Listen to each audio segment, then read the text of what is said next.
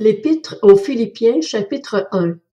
De la part de Paul et Timothée, serviteurs de Jésus-Christ, à tous les saints en Jésus-Christ qui sont à Philippe, aux responsables et aux diacres, que la grâce et la paix vous soient données de la part de Dieu notre Père et du Seigneur Jésus-Christ. Je dis à mon Dieu ma reconnaissance de tout le souvenir que j'ai de vous. Dans toutes mes prières pour vous tous, je ne cesse d'exprimer ma joie à cause de la part que vous prenez à l'Évangile depuis le premier jour jusqu'à maintenant. Je suis persuadé que celui qui a commencé en vous cette bonne œuvre la poursuivra jusqu'à son terme, jusqu'au jour de Jésus-Christ. Il est juste que je pense cela de vous tous parce que je vous porte dans mon cœur. Vous qui participez tous à la même grâce que moi, aussi bien dans ma détention que dans la défense et l'affermissement de l'Évangile.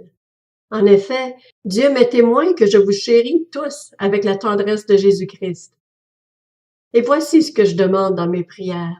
C'est que votre amour augmente de plus en plus en connaissance et en pleine intelligence pour que vous puissiez discerner ce qui est essentiel. Ainsi, vous serez purs et irréprochables pour le jour de Christ, remplis du fruit de justice qui vient par Jésus-Christ, à la gloire et à la louange de Dieu. Je désire que vous le sachiez, frères et sœurs. Ce qui m'est arrivé a plutôt contribué au progrès de l'Évangile. En effet, dans tout le prétoire et partout ailleurs, personne n'ignore que c'est pour Christ que je suis en prison. Et la plupart des frères et sœurs, encouragés dans le Seigneur par mes chaînes, ont plus d'assurance pour annoncer sans crainte la parole. Certains, il est vrai, proclament Christ par jalousie, avec un esprit de rivalité, mais d'autres le proclament avec de bonnes intentions. Les uns agissent par amour, sachant que je suis là pour la défense de l'Évangile.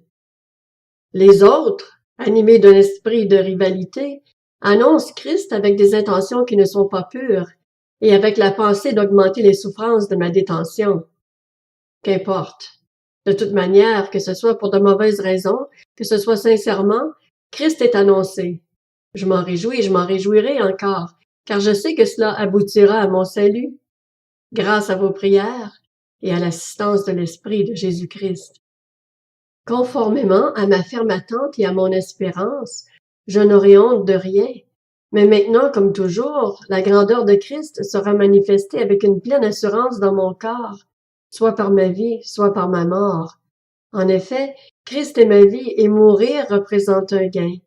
Cependant, s'il est utile pour ma tâche que je vive ici-bas, je ne saurais dire ce que je dois préférer. Je suis tiraillée des deux côtés. J'ai le désir de m'en aller et d'être avec Christ, ce qui est de beaucoup le meilleur, mais à cause de vous, il est plus nécessaire que je continue à vivre ici-bas.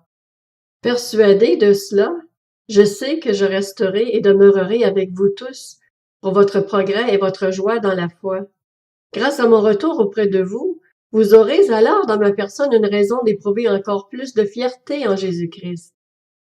Seulement, conduisez-vous d'une manière digne de l'Évangile du Christ.